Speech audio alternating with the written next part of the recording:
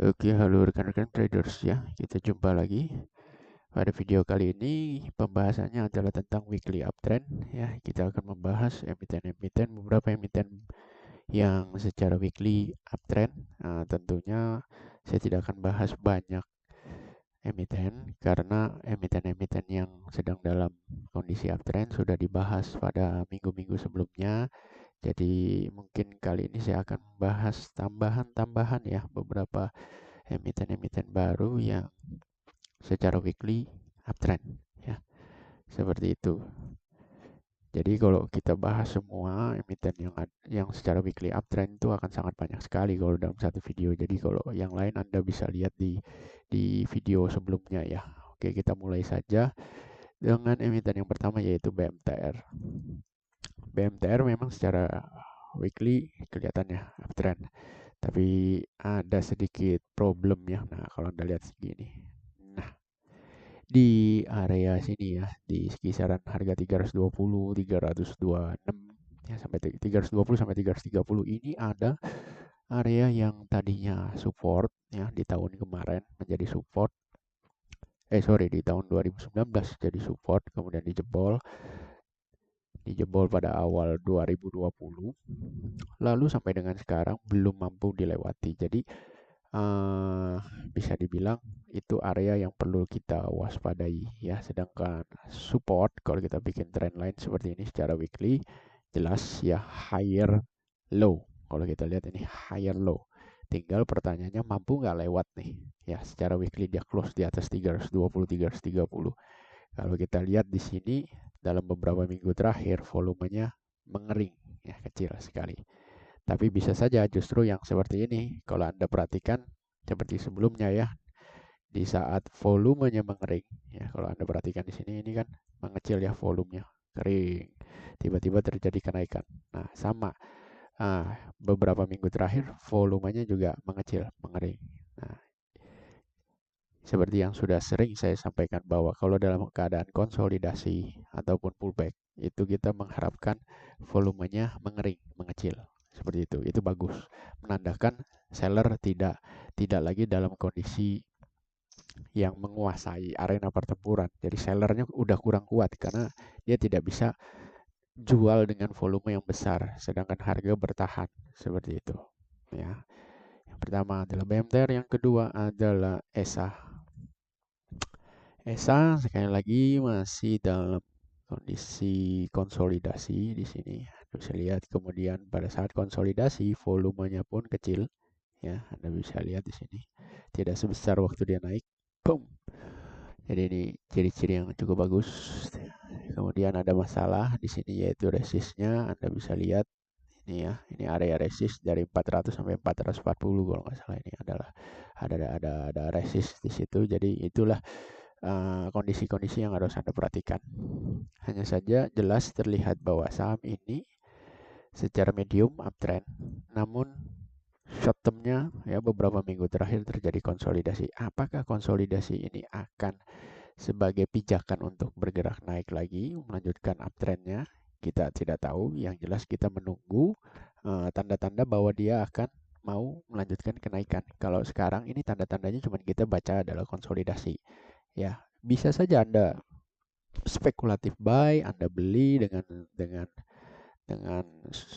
jarak ke stop loss kan lebih lebih dekat nih ya. Jadi risk Anda kecil sedangkan potensi rewardnya besar, atau Anda tunggu dia bergerak naik baru Anda masuk, otomatis range ke harga stop lossnya lebih lebar ya kan. Tapi ya masing-masing ada plus minusnya lah ya. Anda spekulatif buy sekarang risk kecil, Anda spekulatif buy nanti menunggu pergerakan harganya udah jelas risknya besar, tapi Anda untung di waktu.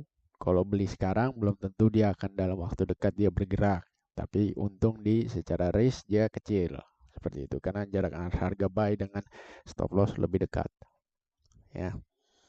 Lanjut, saham berikutnya adalah Gudang Garam. Gudang Garam secara trend weekly kita bisa lihat sudah ada kekuatannya.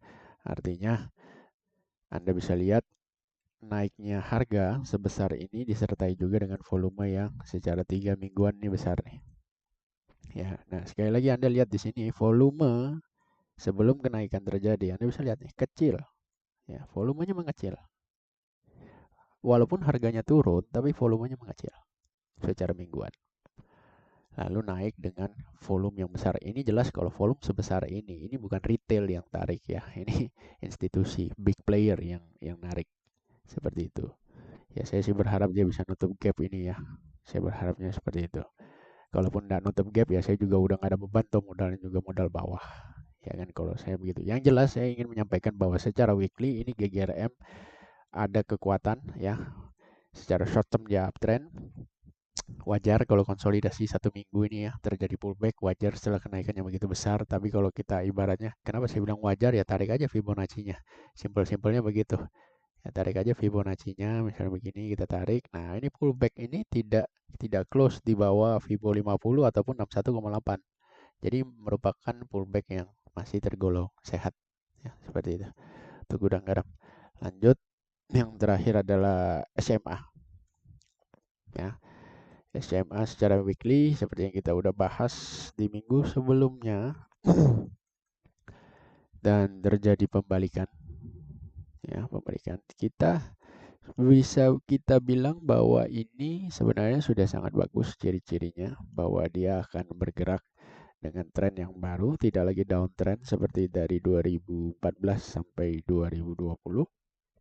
Ya, jadi kalau kita lihat pergerakan dalam beberapa minggu terakhir ini sudah membalikkan tren sebelumnya, yaitu yang sebelumnya adalah downtrend. Jadi saat ini apa yang perlu diwaspadai dengan kondisi pergerakan harga yang sudah bagus ya, kenaikan disertai volume yang besar. Nah, apa yang perlu diwaspadai tinggal yaitu ini, satu resisten terakhir nih. Sorry. Satu resisten terakhir ini kita perlu waspadai. Kenapa?